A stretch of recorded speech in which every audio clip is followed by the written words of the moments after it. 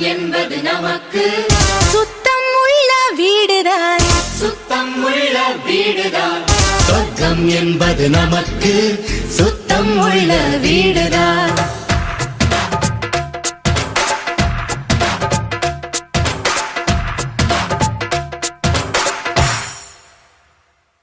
சொர்க்கம் என்பது நமக்கு சுத்தம் உள்ள வீடுதான்.